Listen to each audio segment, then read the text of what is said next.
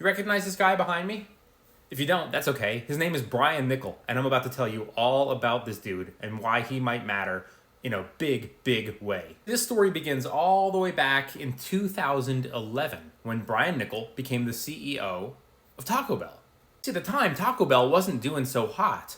Now, they're a part of a larger corporation called Yum Brands. Yum Brands owns Taco Bell, Pizza Hut, KFC, Habit Burger, and you can see their stock price here, 91% in the last decade. That's okay.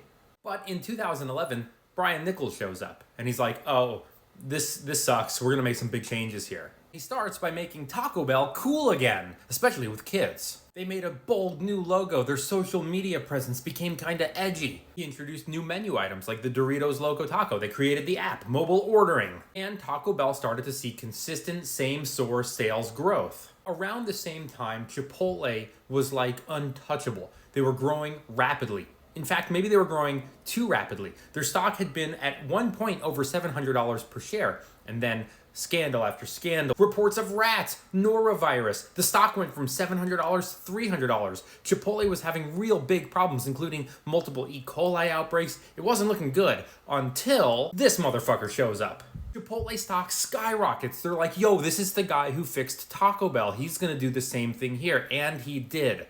Did some of the same things: apps, mobile ordering, delivery, something called a Chipotle lane. It was like drive-through, but a Chipotle lane. You would, whatever, it worked. He brought back carne asada. He introduced lifestyle bowls, which catered to specific diets like keto and paleo. And because people were worried about rats and E. coli, he improved safety standards and transparency.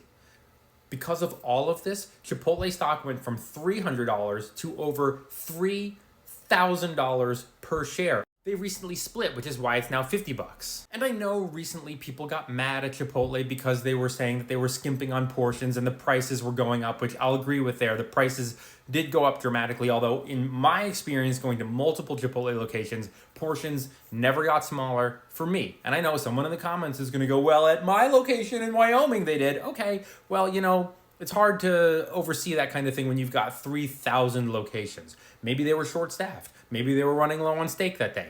There's a lot of maybes. Now that I said portion control, I bet a lot of people are connecting the dots. Oh, this is the guy who said just give a little bit of a, come on, just give a little look. If they put in too little steak in your bowl, just give him a look. That's him. But much like his tenure at Taco Bell and his run at Chipotle, all good things must come to an end because another troubled mega corporation needed his help urgently. Brian Niccol is the new CEO of Starbucks. And speaking of Starbucks, look at the stock performance over the last 5 years. It's up 10%. It's not good. Now, I want you to take a look at the Starbucks chart really quick. You can see it was around this $70 price range for a while. This big jump on August 13th was their earnings. But I would wager that part of their earnings call was discussing the arrival of Brian Niccol, who was supposed to start working in September. Well, he's only been in the position for a few months now, but he's already coming out swinging with some big, bold plans, like doing away with promos. Deals, discounts, gone.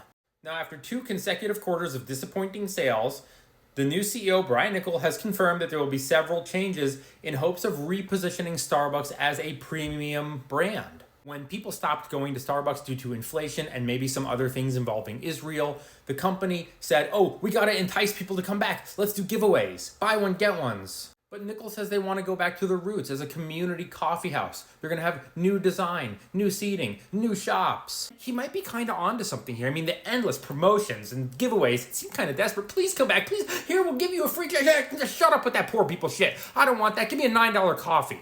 This dude seems to have a little bit of reputation. He shows up, he fixes things. What I want to know is, what do you think? Do you think Starbucks needs to come out with a definitive anti-Israel, pro-Palestine stance?